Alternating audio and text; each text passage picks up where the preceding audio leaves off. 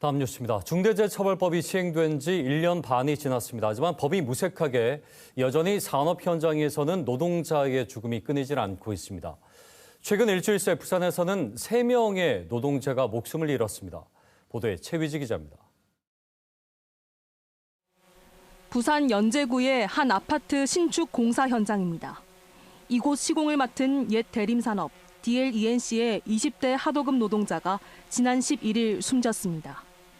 20m 높이 아파트 6층에서 창호를 바꾸는 작업을 하다 창호와 함께 떨어진 겁니다. 이를 포함해 DLENC 소속 사업장에서는 중대재해처벌법 시행 이후 모두 8명이 중대재해로 숨져 단일 업체로 사망자가 가장 많았습니다.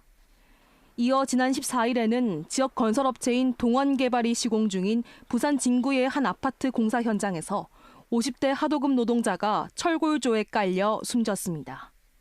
두 공사 현장 모두 공사 금액이 50억 이상으로 노동청이 중대재해처벌법 위반 여부를 조사하고 있습니다. 이 밖에도 학교 구조 변경 공사 현장에서 50대 노동자가 4m 아래로 추락해 숨지는 등 일주일 만에 3명이 산업 현장에서 목숨을 잃었습니다. 중대재해처벌법이 시행된 지 1년하고도 반년이 넘게 지났지만 산업 현장에서의 중대재해는 여전히 끊이지 않고 있습니다. 지난해 부산 지역 산재 사망자는 41명, 중대재해처벌법 시행 이전인 2021년 54명보다 24% 감소했습니다.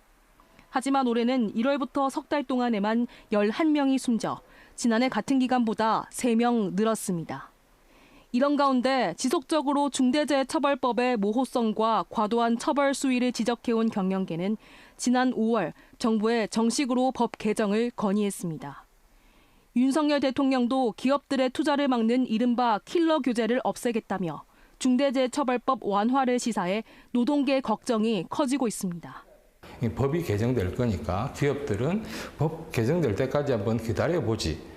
그리거나 아니면 이게 이제 법을 피해가는 방법들을 이제 고민을 하기 시작을 하는 거예요. 대표이사들을 여러 명 둔다든지. 올해 들어 지금까지 부산에서 일하다 숨진 노동자는 35명에 이릅니다. KBS 뉴스 최위지입니다.